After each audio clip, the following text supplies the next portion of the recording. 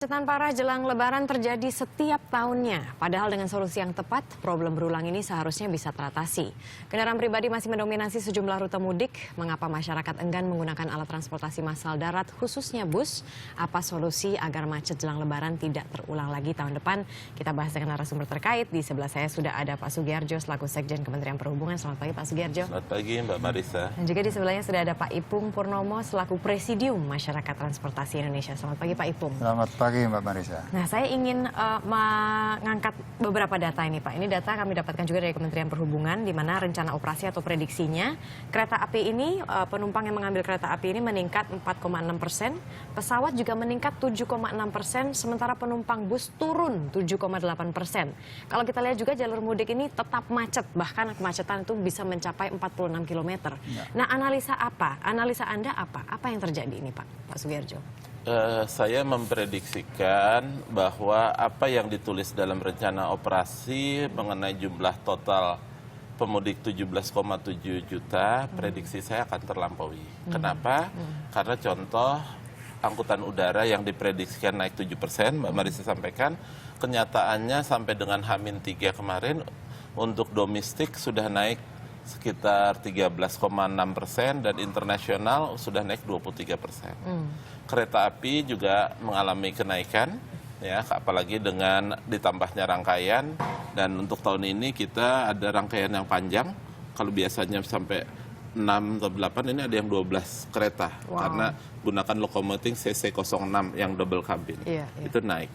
Nah, sementara yang penumpang bus memang turun, ya ini juga menjadi PR kami bagaimana meningkatkan kualitas layanan, bukan hanya di dalam busnya tapi di simpul-simpul terminalnya. Nah, yang justru ya masyarakat merasakan pengguna kendaraan pribadi, merasakan kemacetan, ini juga karena volumenya meningkat luar biasa. Prediksi kami bahwa sepeda motor itu naik 50%, terus kendaraan pribadi hanya naik 4,5% dengan jumlah total selama H-7+7 itu sekitar 2,5 juta. Tapi data 2,5 juta itu sudah tercapai pada H-3 kemarin. Yang keluar Jabodetabek itu jumlahnya persisnya 2.498.000. Itu kan hampir 2,5 juta. Jadi semua luas ini terjadi kepadatan, baik di jalur Pantura yang tol maupun non tol, karena kan ujungnya ketemu di Brebes gitu ya, tolnya sampai Brebes Timur tapi masuknya ke Pantura. Oleh pihak kepolisian atau petugas dialihkan ke jalur alternatif baik lintas tengah maupun dari utara yang Pejagan turun ke selatan Purwokerto. Nah, di jalur-jalur itu juga macet. Hanya dari pantauan mungkin masyarakat bisa merasakan justru jalur selatan ini sekarang relatif lebih lancar. Nah, karena beberapa hal yang terbaru tahun ini adalah biasanya dulu ada kemacetan tradisional di daerah Sumpiyuh, karena dalam jarak dekat ada perlintasan sebidang antara kereta. Nah, tahun ini dengan dibuatnya oleh Kementerian PU lingkar Sumpiyuh, itu 2 lintasan sebidang itu sudah hilang. Jadi kami menghimbau barangkali masyarakat juga nanti untuk yang masih akan melanjutkan perjalanan mudik, karena kan masih ada 2 hari ini ya, itu bisa juga menggunakan jalur selatan sehingga bebannya tidak terlalu bertumpuk di utara. Baik, kalau misalnya analisa Anda, Pak Ipung? Ya, saya kira begini, bahwa Lebaran kali ini adanya di tengah-tengah minggu. Artinya liburnya itu agak panjang. Kemudian ini mendorong masyarakat tentunya untuk melakukan perjalanan.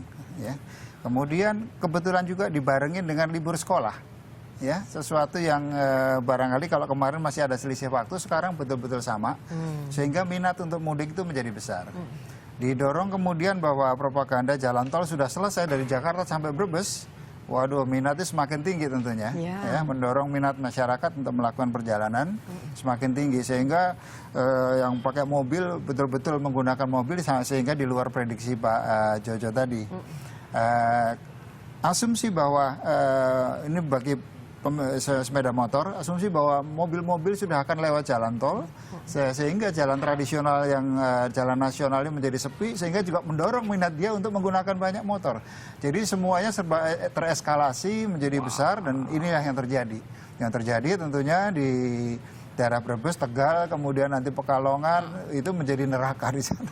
Sudah menjadi neraka bahkan Pak, ini ada kemacetan panjang 46 km. Berarti solusinya ada di mana Pak? Maksudnya masyarakat jadi harus terima aja gitu macet seperti ini. Ya, saya kira pembangunan sudah berjalan. Iya. Bahwa di kereta api nanti akan ada double track. Sudah selesai dengan double track di jalur utara. Jakarta, Cirebon, Semarang sampai Surabaya.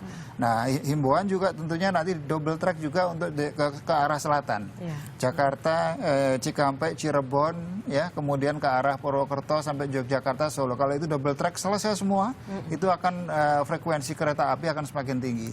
Dan satu hal yang perlu saya sampaikan bahwa jalur selatan itu masih dalam tanda kutip jalannya masih terlupakan. Ya. Kalau di jalur utara ada jalan nasional dan ada jalan tol. Kalau selatan itu masih jalan nasional 272 ukurannya, jadi sempit sekali sebetulnya.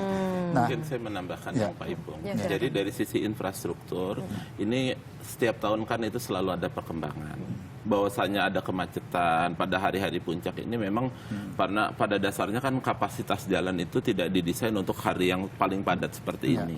Karena di periode normal akan idle capacity kan. Tetapi itu selalu kita tingkatkan sebagai contoh misalnya. Untuk pengguna jalur kendaraan melalui jalur Pantura setiap tahun kan kemacetannya bergeser. Dulu betul. mulai dari Jomin, Pamanukan, terus tahun lalu di Pejagan, sekarang Brebes Timur. Karena pembangunannya kan bertahap. Berjalan, Memang betul. pada akhirnya kan nanti sampai Surabaya. Jadi jalan warisan Dendels itu kan Pantura ini kan warisan Dendels, Anyer Panarukan. Nah pemerintah setelah kemerdekaan ini akan membangun semua jalan tol dari Ujuga sampai selesai. Tapi itu Persis kan sekali. selesainya Ya kapan mungkin kira-kira? 2019 itu tercapai. Oke. Jadi di Pantura sudah lebih baik. Di selatan walaupun masih 2 lajur kayak seperti saya sampaikan tadi, ada pembangunan lingkar-lingkar itu Ya. membantu.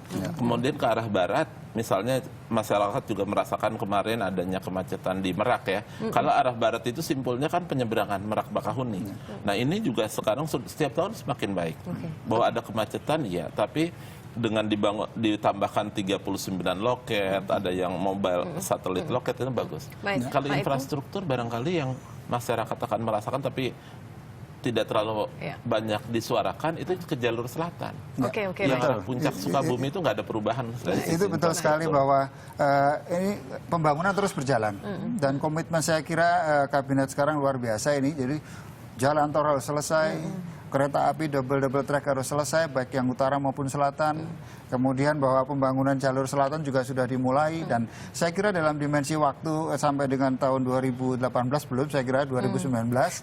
Nah, jangan-jangan malah nanti kangen masyarakat ya. Kok tidak macet lagi lebaran gitu. kok gitu? Ini Jangan menjadi dong, Pak. pertanyaan sendiri Sekarang gitu. aja udah ada yang 50 jam di jalan, itu saya nggak kebayang mau gilanya seperti apa Nah gitu. justru itu nanti apalagi ditambah Kertajati Airport juga selesai ya tahun 2019 ini prediksi saya. Kemudian juga New Yogyakarta Airport ya selesai, Simpul yang Barat Merak juga selesai gitu. Sehingga ini menjadi lancar sekali nanti. Berarti Tahun 2019 baru saya kira terasa. prediksi saya udah. Kalau misalnya kita kan berarti masih ada 2017, 2018. Persis. Kalau Berarti nggak terhindarkan itu macet seperti ini Nggak akan terus terhindarkan terjadi. tapi Pak Jojo Berkurang. bilang tadi berkurang dan bergeser. Karena ya, sekarang ini yang jadi neraka dalam tanda kutip itu memang Jawa Tengah. Karena semua numpuk ada di sana padahal jalannya masih jalan nasional biasa. Jadi didatengin jalan nasional, datengin jalan tol dan sebagainya. Luar biasa ini Jawa Tengah. Pak Ganjar tentunya ini paling menderita gitu. Sangat. Tetapi nanti tahun depan sudah bergeser lagi. Jawa Tengah bagian barat ini sekarang nanti Jawa Tengah bagian tengah, tahun 2018 Jawa Tengah bagian agak ke timur, Iya. tapi ketika masuk 2019 saya kira semua infrastruktur transportasi sudah akan terbangun dan itu orang pasti kangen, kok nggak macet lagi gitu. Jangan sampai Nerakanya kan bukan di Jawa Timur karena arusnya udah terserap kan. Iya, Oke. sebagian Kalau ke sudah arah terserap. barat itu 2018 selesai karena Menteri Perhubungan memprogramkan. Jadi untuk 2018 itu akan bisa dilayani dengan 7 pasang dermaga. Kemudian sudah semenjak 2014 dibuat peraturan menteri dengan masa transisi 4 tahun bahwa nanti di tahun 2018 semua kapal yang beroperasi di lintas penyeberangan Merak Bakahuni minimum harus 5.000 GT. Jadi kalau kapasitasnya besar, daya angkutnya besar sehingga Iya, bisa mengurangi betul. frekuensi. Nah ini bicara mengenai daya angkut, tapi mengapa sekarang ada fenomena di mana masyarakat itu lebih memilih untuk menggunakan kendaraan pribadi, apakah itu roda 4 atau roda 2, dibandingkan dengan bus yang juga sama daratnya? Apa analisa Anda, Pak? Ya, saya kira begini bahwa masyarakat itu selalu kita sendiri selalu menginginkan perjalanan itu dari door to door. ya. Door to door itu artinya apa? Mereka bisa mengemas barangnya di garasi sampai menurunkan barangnya di garasi rumah yang dituju. Ya. Ini mudah sekali. Sementara public transportation-nya belum bisa menjangkau sebagaimana fleksibilitasnya kendaraan pribadi dan tidak akan pernah sebetulnya. Makanya kesadaran juga masyarakat bahwa daripada dia nyetir 60 jam sampai ke Malang, lebih baik sebetulnya juga menggunakan public transport. Hanya saja public transportnya juga belum memadai, sehingga Maksudnya akhirnya bus di sini. ya itu harus ditingkatkan. Makanya kalau saya katakan tadi, kalau kereta api double track itu sudah selesai, itu setiap 3 menit ada kereta jalan. Wow. Itu sudah luar biasa. Ini achievement yang luar biasa dari Direktorat Jenderal Perkeretaapian di Menteri Perhubungan. Nanti akan bisa terus didorong. Kemudian jalan tol, oke lah, jalan tol juga pilihan masyarakat. Monggo saja yang mau pakai mobil. Tapi saya kira tahun 2019 itu tadi masyarakat kangen kok Lebaran nggak ada macet. Kalau bentuk perbaikan untuk bus itu harus seperti apa? Sekarang kualitasnya seperti apa, lalu perbaikannya seperti apa? Mungkin saya perlu menyampaikan ya, untuk perbaikan bus ini beberapa hal yang akan dilakukan. Jadi kalau transportasi itu kan intinya bagaimana layanan di simpul dan bagaimana layanan di ruas dalam perjalanan. Nah, untuk layanan di ruas perjalanan, sebagian bus memang tidak nyaman, tetapi untuk aspek keselamatan, barangkali yang menjadi perubahan tahun ini, memang dari sisi kenyamanan perjalanan masih belum seperti yang diharapkan masyarakat, tapi dalam hal ini pemerintah bersama dengan seluruh operator transportasi itu berupaya sekuat mungkin menjamin faktor keselamatan. Jadi hal yang baru, terobosan yang diarahkan oleh Pak Menteri Perhubungan, kalau biasanya aspek pengecekan kelaikan kendaraan, apakah itu bus, pesawat, kapal, itu sifatnya random. Nah, tahun ini itu full. Jadi sebelum periode Lebaran, itu dari tanggal 6 Juni sampai 24 Juni, seluruh kendaraan atau sarana transportasi yang digunakan itu diperiksa. Seluruhnya, bukan sampling. Makanya ada kendaraan-kendaraan waktu awalnya hanya 20% yang laik. Ada beberapa catatan 5 item, no-go item, itu ada kesempatan waktu untuk perbaikan. Makanya para pengusaha busnya dipanggil. Bapak masih punya waktu, silahkan diperbaiki. Kalau sudah masuk periode Lebaran masih tidak memenuhi syarat, ya dilarang berangkat. Nah itu simbol perjalanannya ditingkatkan. Kedua juga barangkali masyarakat juga, mungkin barangkali saya sendirilah kalau jadi masyarakat itu, kalau berangkat ke terminal kan misalnya terminal apalah Pulau Gadung atau apa, ini kan jangankan nyaman, itu juga masih ngerasa kurang apa ya, kurang aman dan sebagainya, kondisinya seperti itu. Nah ini PR besar kita adalah bagaimana menata lah terminal-terminal ini sehingga menarik bagi masyarakat. Berarti kalau misalnya bus itu kira-kira sudah bisa kondisinya prima itu di tahun berapa, Pak? Kebetulan kalau untuk terminal itu dengan adanya Undang-Undang 23 tentang pemerintahan daerah yang tadinya kewenangan kabupaten kota itu dilimpahkan menjadi kewenangan, dikembalikan kewenangan pemerintah pusat. Jadi Pak Menteri mengarahkan simpel saja menjadi tantangan bagi jajaran khususnya Pak Dirjen Darat ini bagaimana performansi terminal itu bisa samalah seperti stasiun. Dulu kan masyarakat juga stasiun apalagi Senen gitu kan, waduh kalau nyalinya double nggak berani. Kalau sekarang kan ibu-ibu bawa anak pun nyaman di sana. Oke, baik. Singkat saja Pak Jojo, berarti rute alternatifnya yang sekarang yang disarankan oleh Kemenhub biar nggak macet seperti ini closing ya nih. Iya, saya menyampaikan beberapa hal. Pertama untuk masyarakat, ini kalau kita lihat faktor kemacetan di keluar Brebes Timur, itu kan sebetulnya udah disiapkan kontraflow. Itu kan sebetulnya nambah kapasitas. Tapi dalam prakteknya tambahan kontraflow ini bukan nambah kapasitas. Karena jalur yang biasanya itu dipakai buat istirahat. Yang tadi ada pom bensin di perbatasan kan, perbatasan Tegal itu di sana. Saya sudah cek ke pengelola jalan tol dari Waskita, itu kan ruas dari Pemalang ke Brebes Timur kan 20 km.